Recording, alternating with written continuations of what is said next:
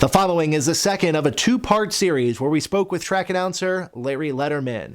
He talks about some of the highlights from his career, some funny stories along the way, and also talks about the industry's reaction to his cancer diagnosis. I always say you're measured in your life by what you do for other people. And I always tried to do everything for everybody and do the right thing. Well, you know, people paid me back by just calling up and seeing how I was doing. But I'd always ask them how they were doing. And I don't like sympathy, and I don't like pity, and I don't like to be, what people's, trying to be number one. I want to know what I still could do for you. And that was probably the most frustrating, that I couldn't do anything for anybody. I guess your fans wonder kind of what you're up to now, because we kind of talked about it, watching the match, kind of cheering. Yeah, I watch a lot of TV, so I'm hooked on my remote, but I'm real good at it. And I live alone, and that's probably the toughest part. And yeah, do I miss calling? Absolutely. But I'm used to it. You know, you have to have a frame of mind. If you can make yourself miserable with this, because a lot of people get some kind of disease and they can't handle it mentally, and they feel sorry for themselves, and that's the bad attitude to take. You just say, you know what? I'm happy to get up. I'm happy to move.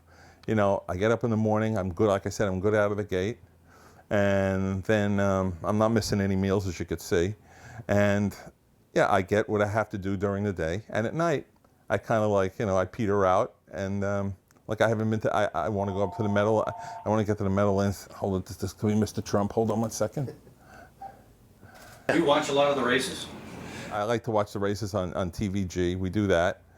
And yeah, in the morning, I'll go run over to Freehold and get a program just to follow who the players are and see what's going on. I don't want to be completely out of it, but obviously, not working there, I don't follow it as much as I used to. And not working, it's been almost a year since I've worked, so. Do you find yourself critiquing the announcers? You know, when every announcer critiques another announcer. That's the way, you know what, in any business we're in, anything we always say, he should have said that, or he should have done it better, or hey, that was a good one, I like to steal that one. But we all do it. And listen, we all have our favorites, but the guys you like them no matter what. I was very friendly with Tom Durkin and Sam, and I like good I like guys that help the game when they announce, put something into it. It really isn't that hard for 20 minutes of the day that you actually work, do something to help it. But, like I said, it does get frustrating, but you got to swallow all of it and say, I'm happy to be alive. And you really, literally with this, you live one day at a time. You fight this thing every single day, and the trying to carry on and things like that has to be difficult. What kind of motivators did you use to kind of keep yourself moving? It's a good question. What motivators I use? I never felt sorry for myself, ever. Because you really have to have the mindset, you know what, Larry, you're probably living on borrowed time. And was I living on borrowed time? Yeah. Was I very fortunate with that 6.5 years for that thing not to grow? Absolutely. Now you can't get frustrated at things, because I had heavy restrictions. I couldn't get on a plane. I couldn't take long trips. I couldn't drive on long rides. Any of that, they're basically telling you, I call it, I'm in a medical jail cell in my own house, because I'm restricted to everything I can do. And you know what? You could say, you know what, this is no way to live, but you either accept it and say, let me look at what I do have instead of what I don't have. And it's easier to find out what you don't have, because it outweighs what you can do. But you know what? Got to keep the cheekies happy and keep the chiclets out, because it can really beat you down. It really does. It can get very depressing, but can't let it happen. Now, in 2011, you received the William Houghton Good Guy Award from the United States Harness Writers Association. What was that moment like to be honored by them? I taped the thank you speech up at Meadowlands, because it was in Florida, and I couldn't fly at the time. They weren't letting me fly. That was the time of Bernie Madoff, and Lindsay Lohan was in the paper every day for no things. And I said, I'm so happy, because I understand I won the vote. I beat Madoff by 1 and Lindsay Lohan by half a vote. So I said, I really appreciate being the Good Guy Award, and I thanked everybody for doing it. So they taped it and they played it at the thing, which went over good. But I was very humbled. Look, there's a lot of nice people out there and a lot of good people. They really didn't have to choose me. Yeah, am I a nice guy? Yes, but I'm proud to be a nice guy. If anyone said anything about me personally, I'd much rather hear he was a nice guy than he was a good announcer or anything like that. To me, that's much more important what you do for people, and if you can put a smile on their face. So I was humbled by it. Now, there was a lot of fun, I'm sure, fun moments throughout your career. Talk to me a little bit about, some of those moments. Anything that kind of jumps out at you, things that you did that maybe were kind of highlights of your career. Well, the highlight, the Bronx Tale movie was good. That was a lot of fun. That I got. I did the movie with De Niro. They called me in there, and he had an idea as to what to do with the movie, and I met him at the door. And at 7:30 in the morning in Tribeca, and he had an idea what to do, and I had another idea what to do, and he wanted me to imitate some of the voice, and he said, okay, Larry, this is what I want you to do, and I said, I can do that, but the problem is, I can do his voice, but he never said that, so it's coming out of character, and it's self-defeating, and he says, what would you do? And I said, this is what I would do. And they're off. Expectedly, Kryptonite comes first from the game. And that was my idea, and I know this is a G-rated program, but he said something it was Capicella he wanted me who used to be the announcer at Naira many moons ago, and he says something to the effect that starts with an F and said, blank Capicella. He goes, we'll do what you want to do. I said, that's pretty good. He's the guy who makes Hollywood move, and he's going to listen to me. I said, boy, I think I lost respect for him then. No, I mean, really.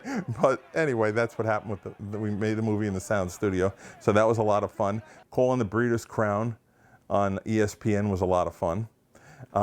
Calling on ESPN and CBS, that was a lot of fun. The big moments, whatever big moments when racing was super, that I made the best of it, and I think I added something to it.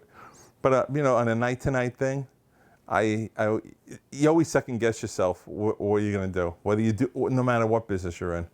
And like there was Pizza Joe, I think was the name of the horse, and I didn't plan it, and there was a stretch battle, and Pizza Joe won it. So I said Pizza Joe by a slice. Now, I didn't plan it. I said, that was good stuff, Or there was a horse named Dominatrix, who people remember at Freehold, right? So I said, and someone reminded me, that stopped me last year and reminded me of Freehold. He said, you remember you said this about, and I couldn't remember what horse he was talking about. I said, and Dominatrix is under the whip and loves every minute of it. I said that in the race, So I said that, that was pretty good. And there was a horse named Muhammad Ali, and I said, I was the greatest, I made the move, I'm in the groove, blah, blah, blah. Well, the horse won. And they put it on, and the publicity director put it on CBS TV that night. So I thought that was really pretty cool. Did you ever feel any sort of stress? No, I was always pretty good with that. I was to handle things. But when what CBS went on me, and they said, I worked the first time with Jim Cotton, I think, and Tim Ryan, and they said, okay, let's go to the booth and to call this race. And I said, Larry, there's no turning back now. Please I said to myself, make every word count. All right, and I did, and when the race was over, it was like, you know what I mean? I landed on my feet jumping off a 1,000-foot mountain. So that was a feel-good kind of moment when I did the national broadcast. If you could tell a young person wanting to get into the industry, give them advice of any kind, what would it be? Be yourself. There's a lot of imitators who like to be, like Roger Houston. You hear a lot of that. Try to be somebody else they're not. Don't try to be someone else you're not. Try to add something to the race. And remember, you got to be grateful for what you're doing. There's only about maybe 40 announcing jobs, and believe me, the world can go on without you. Make sure you do the right thing. Be grateful to people if you get the job, and somewhere along the way, because it's such a small circle racing, your boss today might be your boss 10 years down the road. So don't get into any I told you so and let off if you leave, because you know what, everybody knows everybody. So you do the right thing. What advice would you give to anybody who may be struggling with disease or cancer or anything like that? What advice would you give them? That's an excellent question. I've tried to, I helped a lot of people, meaning, and it made me feel good. I felt bad that what they had, that there was a trainer named Mike Mitchell, who people follow thoroughbreds. He was a leading trainer for 20 years in California, and he had the same thing I did. And through those 2 years, he only lasted 2 years, but I called him up every single day. He used to call me at 4 in the morning. I'd say, Mike, you got to hang in there. This is what I did. Give him advice, but you got to keep a smile on their face. Don't get down like, Mike, don't ever talk negative, because I really believe like that the person who's in the hospital, whatever disease it is, if they give up, the body's going to go right with it. You got to fight this. You got to stay positive. You got to fight this with your spirit. You got to find it with your soul, and never feel sorry for yourself, and want to keep going on, because it'll chew you up so fast if you don't. He looks up to you. You do? One of a couple. Yeah. Let me give you 20 for that. That's good. But how does that make you feel that you have somebody coming along in the business who looked up to you? Does that make you feel good? First of all, thank you. I appreciate that. Yes, it does. It does. That makes me happy. But when people look up to you, that's the best. Your peers are your best compliment. You know, your family's going, you're doing great. They don't even know what you said. You can make 300 mistakes, but as long as that you're getting a paycheck and you're not calling them up for money, or your car broke down and you want to borrow their car, they love you.